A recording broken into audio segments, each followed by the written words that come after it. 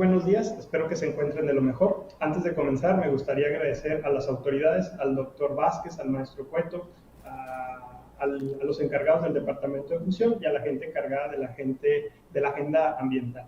El día de hoy yo les voy a hablar acerca de los microorganismos que pueden limpiar el mundo. Yo soy el doctor Miguel Medrano Santillana, profesor investigador de tiempo completo C del Departamento de Biología, e imparto clases en la Ingeniería en Procesos Ambientales aquí en la NARBO, Unidad Laguna. Antes de hablar de cómo los microorganismos limpian el mundo, pues tenemos que decir de qué lo limpian, ¿no? Obviamente limpian los ecosistemas de la contaminación. Independientemente de la definición que nosotros tengamos de contaminación, a final de cuentas llegamos todos a la conclusión de que la contaminación no es otra cosa más que la alteración de los ciclos biogeoquímicos, ¿no? Y aquí tenemos el clásico ejemplo del ciclo del agua. Todos seguramente ustedes lo conocen, han oído hablar del ciclo del carbono, del fósforo, etcétera, etcétera. Pero lo que seguramente no se habían preguntado, y es un dato que incluso yo he buscado, pero que es bastante ambiguo y difícil de descubrir, es cuánta de la contaminación que nosotros producimos termina no solamente dentro del ciclo del agua, sino del resto de los ciclos biogeoquímicos, ¿no? Ahora bien, normalmente cuando hablamos de contaminación pensamos en una idea muy romántica de que afecta únicamente a las plantas, a los animales, a los ecosistemas, ¿no? Pero desafortunadamente la contaminación es algo que nos pega a nosotros, a los seres humanos, ¿no? La Organización Mundial de la Salud estima que casi 7 millones de muertes anuales son causadas por la contaminación. Entonces es un problema pues bastante gravísimo, ¿no? Y faltan todavía muchos datos para saber qué otras enfermedades son exacerbadas debido a la contaminación, ¿no? Aquí tenemos un problemita técnico, denme un segundito, ¿listo? Ahora bien, desafortunadamente la contaminación, como ya lo dijimos, no solamente afecta a los ecosistemas, a las plantas, a los animales, nos afecta también a nosotros. Y algo que se ha visto en últimos años es que la contaminación también exacerba los efectos de las pandemias, ¿no? Y para muestra, basta un botón. Ahorita que tenemos esta problemática de la COVID-19, no es casualidad que las ciudades más contaminadas del mundo sean también las que tienen mayores índices de mortalidad por este virus. Ahora, ya hablamos un poquito de los problemas de contaminación en el mundo. Ahora, ¿qué pasa en México? Bueno, México es un país, es el quinto lugar mundial en cuanto a biodiversidad. Desafortunadamente tiene serios problemas de contaminación, en cierta medida por la actividad minera que data desde tiempos de la conquista española, y posteriormente la contaminación se vino incrementando debido a la industria de la química básica, a la petroquímica, la refinación del petróleo, etcétera, etcétera, ¿no? Y también hay actividades de otras industrias que durante el almacenamiento, transporte de mercancías, trasvase de sustancias, ocasionan fugas, derrames, incendios, y esto también pues, le pega a los suelos, no solamente al agua, ¿no? Ahora, aquí tenemos un pequeño mapa, ya es algo viejo, son datos del 2002, no he encontrado datos más nuevos, pero vemos las áreas del país que tienen mayor devastación en cuanto a problemas de contaminación química, ¿no? Si nosotros vemos el color aquí, cafecito claro, son aquellos suelos donde hay una degradación química moderada, ¿no? Sin embargo, si lo sumamos y lo cuantificamos todos, vemos que casi el 50% del territorio mexicano tiene un problema de contaminación química. Ahora, hay procesos naturales que también coadyuvan a la contaminación química, como cuáles, pues simple y llanamente el movimiento del aire. La erosión eólica también le pega a los suelos y ayuda a que estos pierdan sus propiedades naturales y ayudan a que la contaminación pues se exacerbe, ¿no? Entonces, si nosotros vemos aquí, vemos que también una parte del territorio mexicano es azotada por la erosión eólica. Si combinamos los dos datos anteriores, tanto de la contaminación química como de la erosión eólica, vemos que casi la mitad del territorio mexicano, pues de alguna u otra manera, es susceptible de procesos de contaminación, ¿no? Ahora, ya hablamos un poquito del suelo, vamos a hablar del agua, ¿no? Mucha del agua que tenemos disponible en México, pues no está tan sana, por decirlo de alguna manera, ¿no? Se estima que alrededor del 37% del recurso hídrico tiene algún porcentaje de contaminación, ¿no? De cualquier tipo, ¿no? Entonces, pues sí, es una bronca muy grave lo que tenemos en todas las matrices, tanto suelo como agua. Y si se fijan, no les he hablado del aire. ¿Por qué?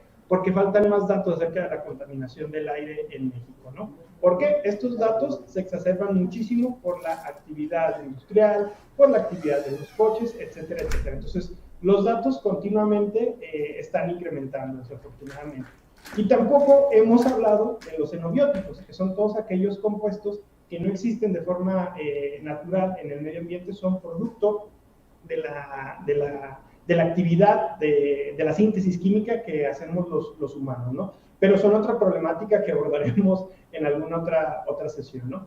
Ahora, hablando particularmente de un contaminante que es el petróleo, ¿cómo es que los microorganismos lo degradan, ¿no? Bueno, los microorganismos de alguna manera se comen el petróleo y otros contaminantes orgánicos, lo transforman a dióxido de carbono y a agua, que son pues, elementos obviamente no tan tóxicos como el petróleo, y posteriormente este dióxido de carbono pues sigue el ciclo del carbono y el agua al ciclo del agua, ¿no?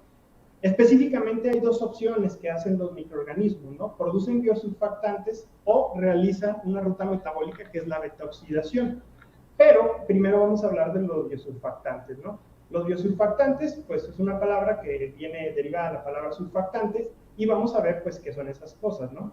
Los surfactantes son agentes químicos que tienen una actividad sobre una capa oleosa, ¿no? De ahí que venga la palabra del término técnico en inglés surface, que significa superficie, ¿no? Y básicamente se quedan en la parte de arriba de donde está el contaminante y de ahí van a proceder a disgregarlo. Ahora, los surfactantes son bastante comunes en la vida cotidiana debido a que se utiliza la interacción que tienen en la interfaz agua-aire o agua-aceite y ahí hacen muchas cosas, ¿no? Humedecen, emulsifican, dispersan, solubilizan, etcétera, etcétera. Ahora, estas palabras quizás no les digan nada, pero si vemos esta imagen, pues básicamente los surfactantes, ya sea biológicos o químicos, se utilizan en prácticamente todos los productos de limpieza que tenemos en el hogar. Ahora, estas funciones de los surfactantes tienen aplicaciones ecológicas e industriales, ¿no? Seguramente por ahí han oído hablar de que a alguien pues, le da una infección bacteriana, fúngica, etcétera, etcétera. Normalmente este tipo de infecciones se dan cuando sufrimos de una colonización bacteriana. Las colonizaciones bacterianas normalmente implican la segregación por parte de una comunidad bacteriana de un compuesto que se llama EPS o exopolisacárido. El exopolisacárido es responsable de que se agreguen mejor las bacterias, de que formen consorcios, de que formen biopelículas, y por eso es tan importante lavar las heridas y ahorita con esta cuestión del COVID y otras infecciones que nos pueden dar, lavarnos continuamente las manos. ¿Por qué? Porque los jabones contienen surfactantes que si bien no matan o eliminan a los microorganismos, sí los despegan de la superficie. Ahora, esa es una aplicación en materia de salud. Ahora, en materia ambiental, sabemos que los surfactantes también pueden ayudar a la industria del petróleo. ¿Por qué? Porque de alguna manera lubrican los pozos para que el petróleo pueda salir de forma más rápida y más fácil. Entonces, los surfactantes producidos de manera biológica tienen un buen de aplicaciones, ¿no? Como ya lo comenté, en salud, en la industria petrolera, también en la minería, porque ayudan a hacer biominería, a rescatar metales preciosos, sirven para fabricar nuevos fármacos, etcétera, etcétera, etcétera, ¿no? Ahora sí, los biosurfactantes normalmente, químicamente hablando, tienen una parte hidrofílica y otra parte hidrofóbica. Se les conoce como moléculas anfipáticas o anfifílicas. Ahora vamos a ver cómo es que son. Estas son las estructuras químicas, no me voy a detener mucho en esto por cuestiones del tiempo, pero químicamente hablando tenemos a derivados de los rhamnolípidos, de los fosfolípidos, trealosa de dimicolato, trealosa de monomicolato, etcétera, etcétera, ¿no? Y la más común de todas las estudiadas, pues es la surfactina. Y aquí agradezco a la doctora Rossi por el apoyo en la edición de los modelos, porque la bioquímica no es muy fuerte, ¿no? Ahora, estos biosurfactantes no son los únicos que existen, hay muchísimos más que no se han descubierto aún, ¿no? ¿Quién produce los biosurfactantes? No son exclusivos de las bacterias, lo producen las células de nuestros alvéolos para la lubricación, para la respiración. También sabemos que algunas algas los producen para aferrarse o para vivir mejor dentro de los sustratos rocosos. Sabemos que los hongos los producen en algunos procesos infectivos e irremediablemente las bacterias, ¿no? Principalmente el género Pseudomonas es de los que se ha estudiado más. Afortunadamente, los biosurfactantes pueden ser producidos por microorganismos que no son patogénicos. Cuando hablamos de microorganismos, normalmente pensamos en infecciones, en enfermedades, ¿no?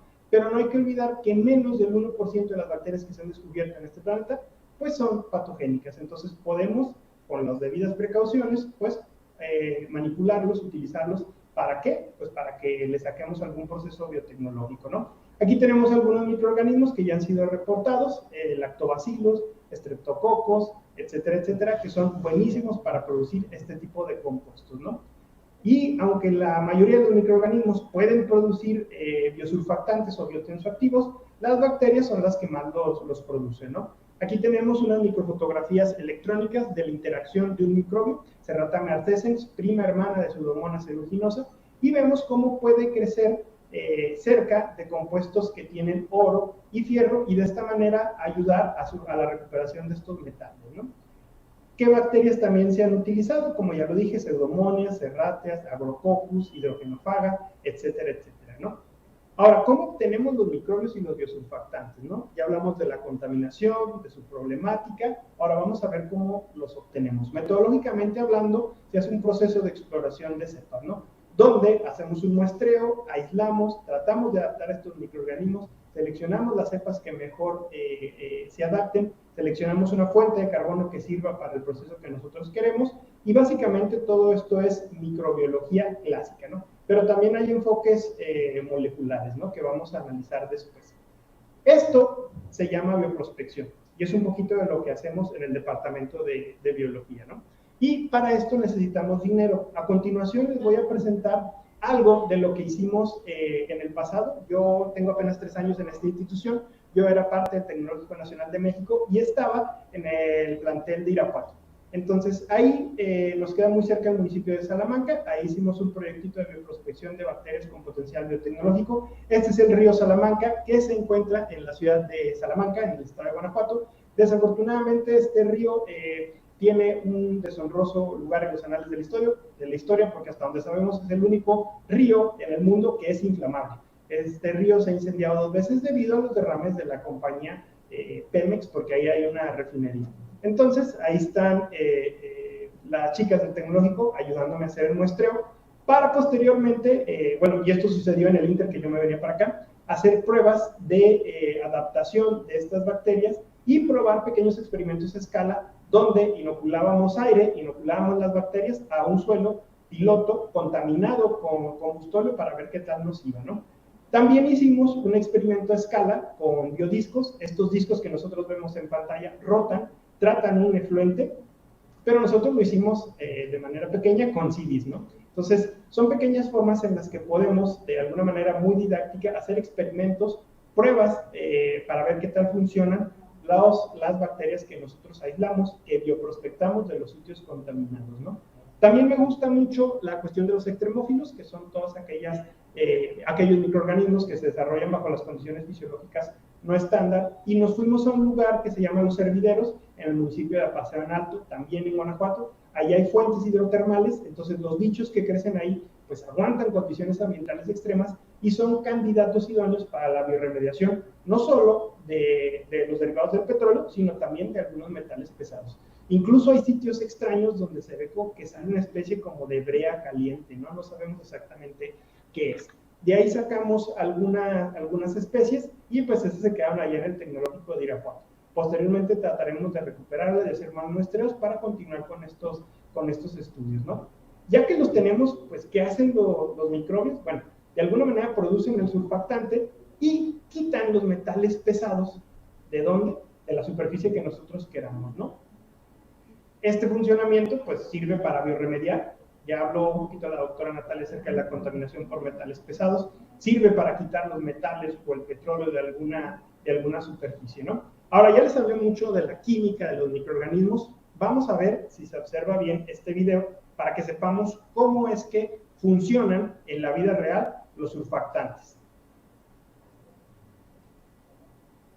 Aquí, en esta pequeña caja de Petri, se observa que se pone un extracto de petróleo, y en el otro recipiente se ve como una especie de jabón líquido que va a ser pipeteado a la muestra, y vean cómo se va a disgregar.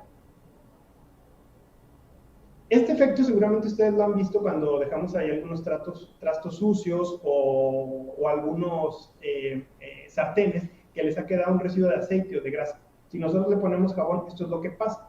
Ahora, este efecto parece que es muy humilde, muy sencillo, ¿no? Pero si lo vemos a gran escala, en una gran mancha de un derrame petrolero, pues los surfactantes nos van a ayudar a que se disgregue, a que sea más fácil limpiarlo y de esta manera no hay una afectación en los procesos microbiológicos y en la interfaz de aire con intercambio, perdón, de agua con intercambio con el aire, ¿no? Entonces, de esta manera, pues ayudamos a que se mitiguen un poquito los efectos de los derrames, ¿no? Ahora, ya sabemos que los microbios se comen el petróleo, ¿no? Hablamos un poquito acerca de los surfactantes, que es una opción, pero la otra opción, como recordarán, les hablaba un poco acerca de la betoxidación, ¿no? Entonces, solamente recordando, los hidrocarburos podemos separar en tres grandes grupos, los saturados, los aromáticos, los insaturados, y todos ellos, como son compuestos con carbono, pues tienen enlaces covalentes dobles. Entonces, son enlaces muy duros, muy difíciles de romper, y es por eso que esta contaminación pues es tan agresiva, ¿no? Aquí tenemos unos electroferogramas de la cantidad de hidrocarburos que contiene la gasolina, el diésel y el petróleo, ¿no?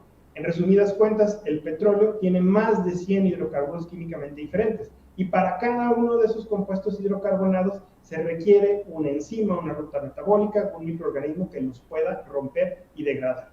Por eso es tan complicada la bioremediación del petróleo, ¿no? Pero los microbios han usado esta estrategia desde hace mucho tiempo, que es la beta-oxidación. La beta-oxidación es parte del metabolismo de los ácidos grasos, prácticamente la tenemos todos los seres vivos, pero los microorganismos la han potenciado. ¿Por qué? Porque los ácidos grasos químicamente se parecen un poquito a los hidrocarburos. Entonces han echado mano de esta ruta metabólica, ¿para qué? Para degradar los ácidos grasos, para degradar los hidrocarburos y de esta manera incorporarlos a su metabolismo y obtener energía de la degradación de los mismos, ¿no? Entonces, para que nos demos una idea de lo difícil que es degradar estos compuestos, los hidrocarburos monoaromáticos son más biodegradables, mientras que los poliaromáticos son prácticamente indestructibles, ¿no? Van a estar ahí por los siglos de los siglos. Si lo vemos desde el punto de vista de los elementos procesados del petróleo, la gasolina, el gas avión, el gas nafta, el gas solvente, han tenido buenas oportunidades de ser bioremediados. Desafortunadamente, pues mucho de la bioremediación de estos no es por los microorganismos, sino porque tienen una alta porción volátil, entonces se volatilizan al ambiente, no es que los microorganismos le hagan algo. El diésel, el gasóleo, la turbocina, pues, se pueden remediar muy bien. Sin embargo, la fracción más pesada, como es el asfalto o el petróleo crudo, son más difíciles de limpiar, ¿no? ¿Para qué otra cosa nos sirven los biosurfactantes y este tipo de microbios? Para el diseño de medicamentos, ¿no? Medicamentos que se aplican en las prótesis para evitar que los microbios crezcan dentro de ellos, ¿no? Seguramente se preguntarán, bueno, pero debe haber alguna alternativa química. Claro, la hay, los jabones, los sulfonatos de alquilbenceno y sus derivados. Los jabones son, en términos relativos, bastante inocuos. Sin embargo, otros compuestos son un poquito más agresivos, ¿no? ¿Por qué no nos gustan estos químicos? Porque los biotensoactivos o surfactantes, que son sintéticos producidos por el hombre, tienen baja biodegradabilidad. Entran dentro del grupo de los xenobióticos que, como ya dijimos, no se conocen sus efectos a largo plazo ni cómo bioremediarlos, ¿no? Prácticamente son tóxicos para todos los seres vivos y su producción pues, es muy costosa y evidentemente su limpieza es más complicada. Y ojo aquí con la gente de agronomía, ¿no? Y por qué es tan importante la agroecología y los cultivos orgánicos, ¿no? Como sabrán, existe en las plantas modificadas genéticamente un cassette de resistencia a un compuesto químico que es un herbicida, el glifosato, pero el glifosato no se inocula solo en los monocultivos extensivos genéticamente modificados. Normalmente el glifosato va aunado a algún surfactante o algún aditivo que potencia su acción. Entonces, este surfactante, este aditivo, ayuda a que este químico sea permeable a la piel humana y a la placenta. Entonces, ocasiona daños a nivel fetal. ¿Por qué es importante el estudio de estos biosurfactantes? Porque los derrames petroleros van a seguir existiendo en tanto exista la extracción y la demanda del mismo, ¿no? En México, pues continuamente, seguramente ustedes están enterados del problema del huachicol, y nada más por allá del año 2012 había casi acerca de 4,000 reportes al año de huachicoleo. Entonces, desafortunadamente, pues sigue existiendo este problema, ¿no? Yo trabajaba en esta área, en lo que se conoce como el Triángulo del Huachicol, que es una zona entre León, Irapuato, Salamanca y los Apázaros. Entonces, es un problema que sigue existiendo en la actualidad y existe en otras partes de México, ¿no? Como en el corredor de Puebla, ¿no?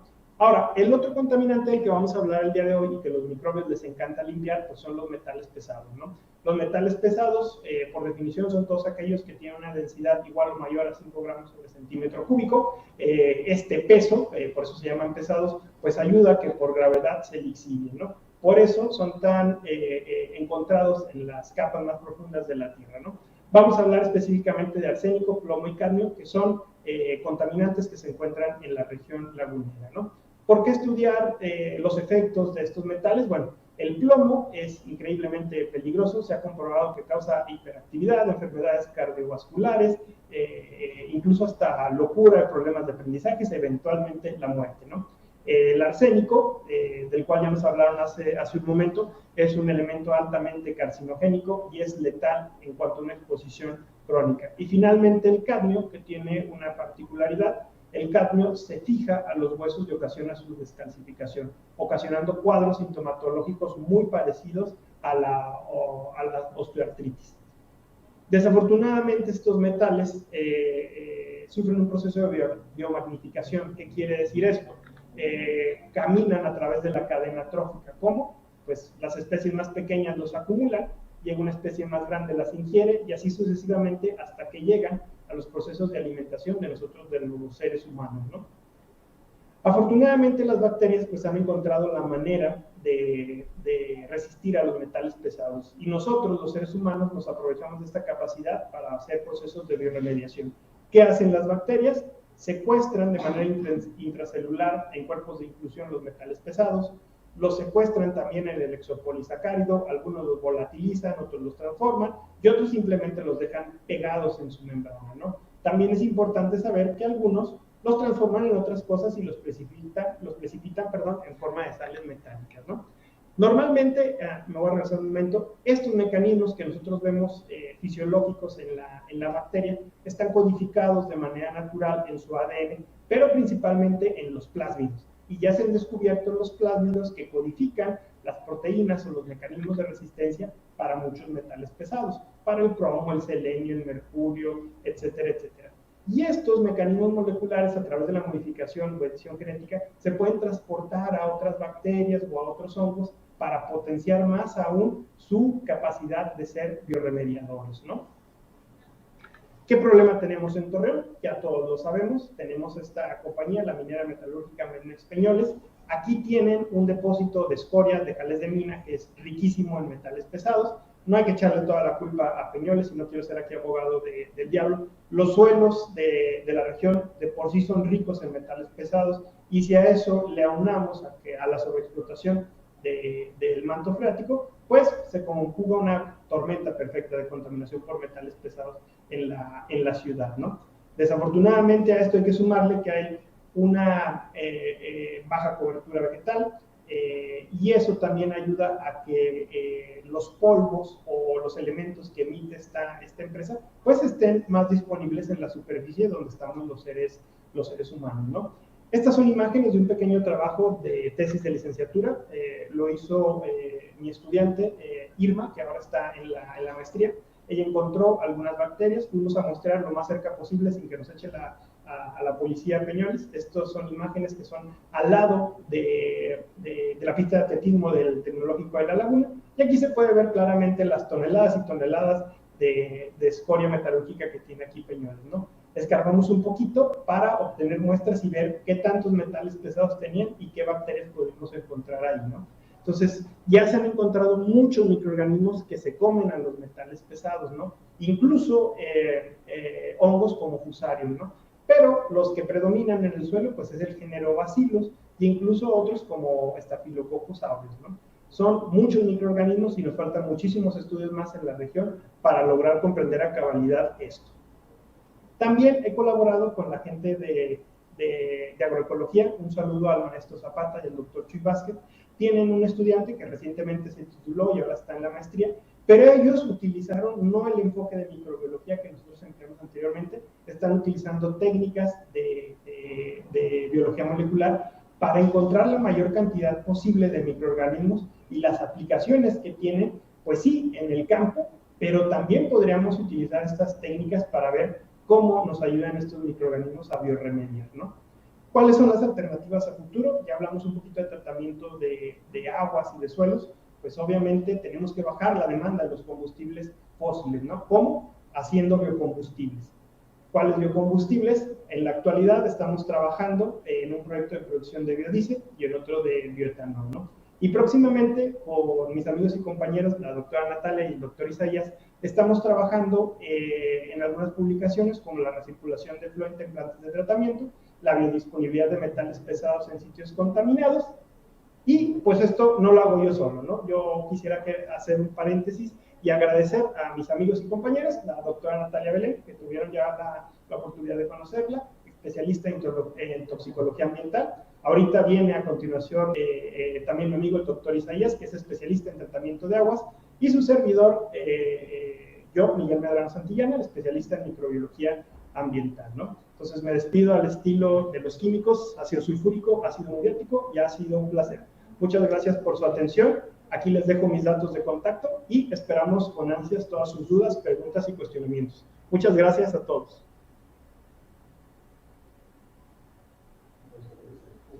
Las preguntas y las respuestas, vamos a ver. Sí las alcanzo a leer de ahí, no sé si gusten moverlo, porque aquí yo no lo puedo ver. No, sí veo la pantalla, pero las preguntas no.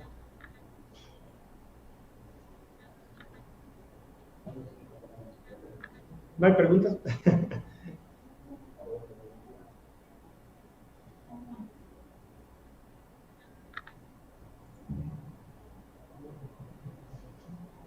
Aquí tenemos una pregunta de Gilberto Alexander Alvarado. ¿Cómo se puede identificar algún pez contaminado por mercurio?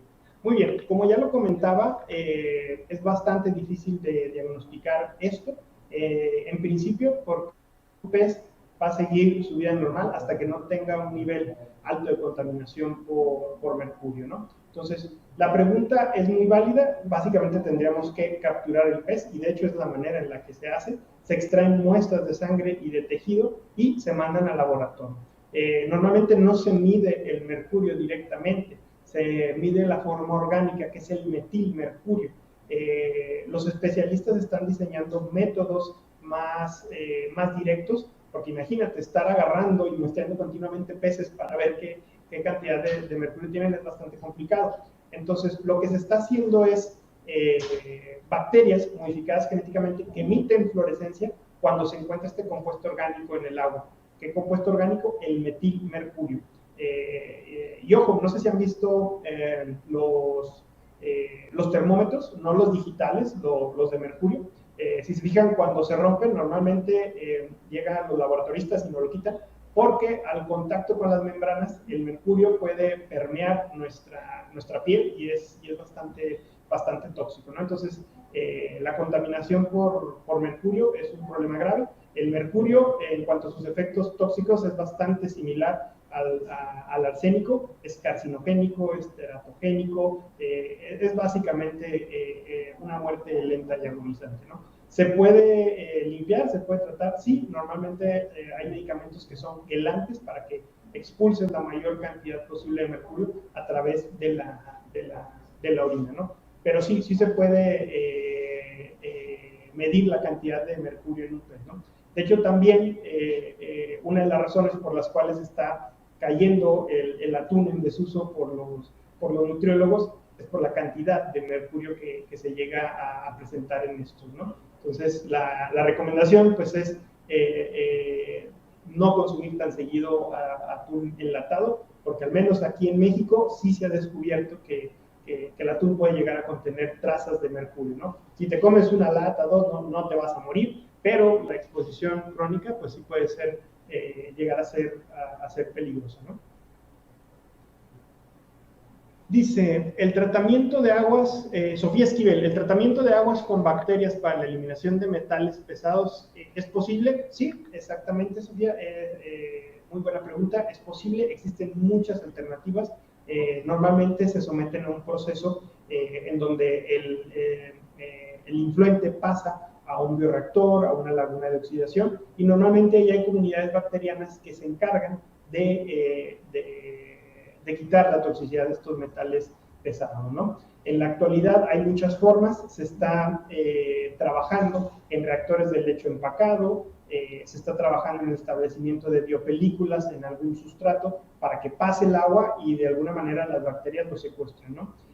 Hay también una especie como de filtro de aire donde se somete, se deja caer el agua por gravedad a través de una especie de circuito o de embudo de cilindro, donde las bacterias están en una matriz metálica y de ahí pues las bacterias de alguna manera absorben los metales pesados y van dejando a través de varios ciclos el agua más limpia, ¿no? Entonces, si se puede, es una tecnología que continuamente se utiliza porque, bueno, es amigable con el medio ambiente y es relativamente económica, ¿no? Dice Irma, ¿cuánto es el tiempo que demora en degradar el metal pesado o el hidrocarburo? Muy buena pregunta. En el caso particular de los metales pesados, depende del metal y de la concentración a la cual se encuentre, ¿no? Normalmente utilizamos los valores de referencia de la Organización Mundial de la Salud, de la EPA, y si no lo hay, pues de las normas oficiales mexicanas, ¿no? Entre mayormente se exceda el límite máximo permisible, mayor va a ser el tiempo, ¿no? Estamos hablando de que con un buen proceso de bioremediación, con una técnica de bioaumentación, donde no solamente se inoculen los microbios, sino los nutrientes y aire, estamos hablando de meses a años, ¿vale? En el caso particular de los metales pesados, ¿no? Y en el caso de los hidrocarburos, a veces es un poquito más rápido, dependiendo de la cantidad de surfactante que nosotros empleemos. Esto es muy importante decirlo, ¿por qué? Porque normalmente pensamos que ya está la bioremediación cuando ya no encontramos el metal pesado, pero hay que seguir haciendo muestreos y excavaciones profundas para no engañarnos nosotros mismos y pensar, mis bacterias son chidas, se comieron todos los contaminantes. No, quizá el contaminante está metido dentro de las plantas, que es una de las publicaciones que van a salir próximamente, o quizá el contaminante migró en la columna de tierra a través de los procesos de meteorización, interferismo o de la misma precipitación, ¿no? El problema particular con los derrames de hidrocarburos, porque la pregunta es muy general, en el caso del suelo, normalmente lo que se hace es recolectar el suelo para evitar que se infiltre el combustible de forma más profunda, y de esta manera se lleva a otra parte donde es tratado este suelo, ¿no? O donde es inactivado, incluso con arcillas u otros compuestos químicos, ¿no? Pero en el mar es un poquito más difícil. ¿Por qué? Porque la misma corriente va disgregando el hidrocarburo. Entonces, ¿qué hacemos ahí? Normalmente se establecen barreras de contención, se inoculan los surfactantes y se inoculan los microorganismos para que se dé la limpieza. Cuando la contención es eficiente, podemos hablar de semanas. Cuando no es eficiente la contención o el volumen es muy grande o el derrame petrolero no se ha controlado, podemos hablar incluso de años. Entonces, espero haber resuelto la duda. No sé si haya otra por aquí. ¿Serían todos? Ok, bueno, muchas gracias a todas las personas que estuvieron atentas y continuamos pues con el ciclo de conferencias. Muchas gracias.